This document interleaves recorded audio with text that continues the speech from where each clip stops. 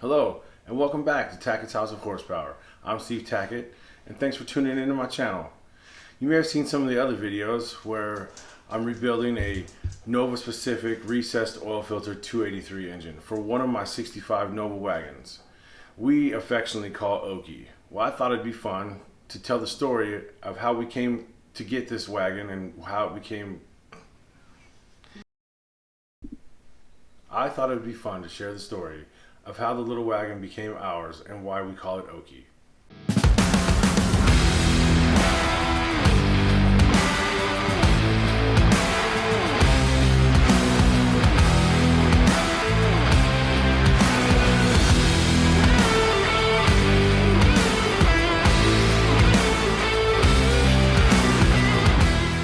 Well, it all started back in 2018 when I was building a 1964 SS Nova for a real good friend of ours. The car was a complete ground-up resto mod type build.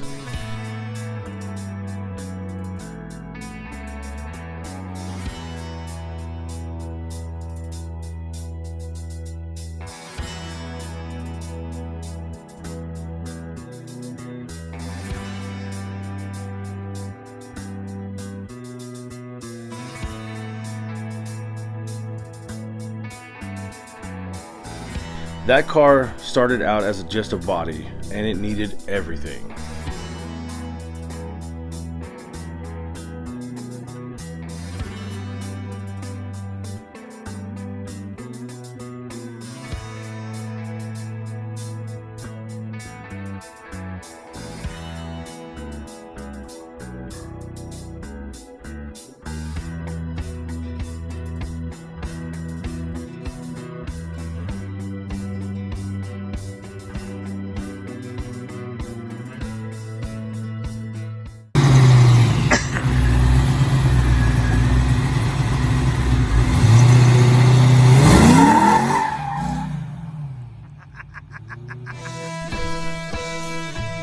Through some Facebook groups, I found a guy named Tony Record, who was running the Nova Ranch. The Nova Ranch was a place where they parted out first and second gen Novas. It was a great place to get hard to find parts, and I had a long list of parts I couldn't find, and Tony Record had all of them. The only problem was going to be shipping that many big bulky parts, but Tony Record had the solution. He offered to drop them off at my house in Arizona on his way out to California. A couple weeks later, he showed up with his truck full of parts for me. In typical car guy fashion, we spent the next few hours talking Novas. When I showed him my 65 Nova two-door delivery, he said, "You should see this 65 Nova he had just found." He showed me some pictures of a very clean and untouched 65 wagon. It had been sitting for many years, and the engine and transmission was missing. The front clip and suspension had been partially removed, and the inside was now home to a family of mice, but was all still very original.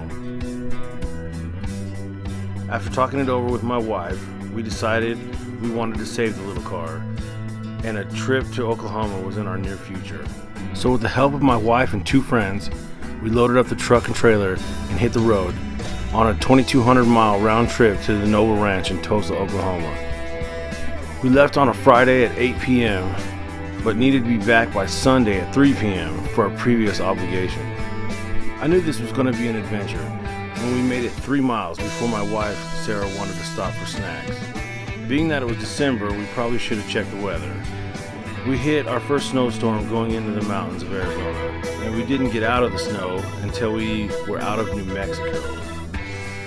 We drove on through the night and made it to the Nova Ranch outside Tulsa early afternoon on Saturday, where we got to see the little Nova wagon for the first time, and we were not disappointed. It was everything Tony had told us it would be. We quickly made the deal and loaded it up.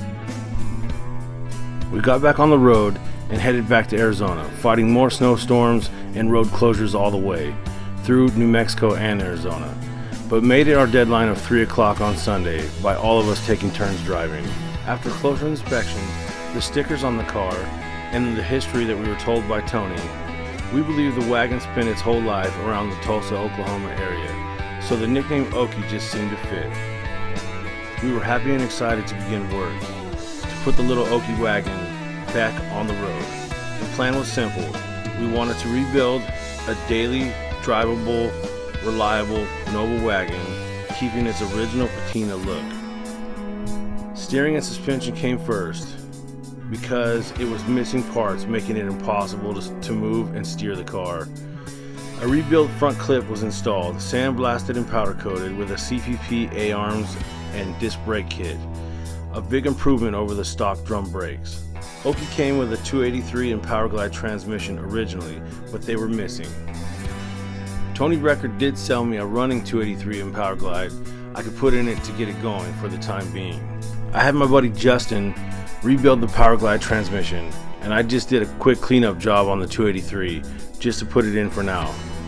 The mice had done their work on the wiring and the original seats, so I replaced all 3 main wiring harnesses and upgraded them to the HEI distributor and an internally regulated alternator.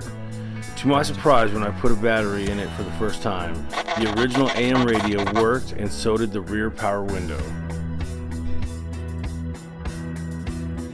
With the engine and transmission in it and the wiring replaced, Okie was able to move on her own power for the first time in who knows how many years. The next thing I had to address was the interior.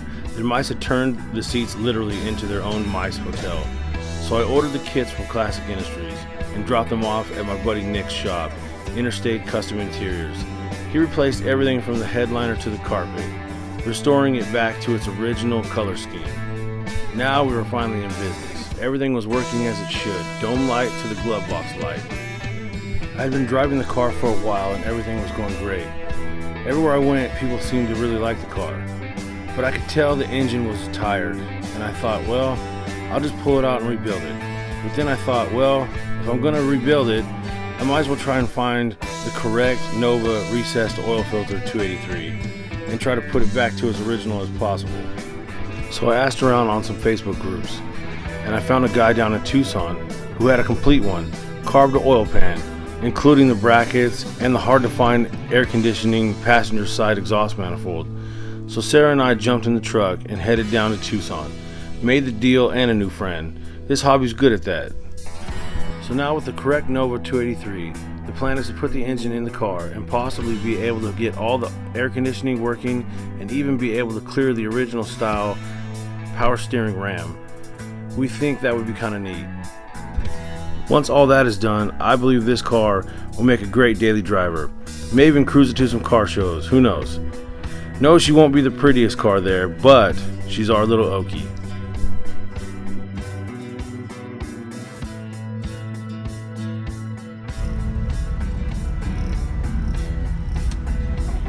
Despite getting plunked on the elbow last night, Freeman's right back in that Atlanta lineup, hitting second tonight against Julio Urias and the Dodgers.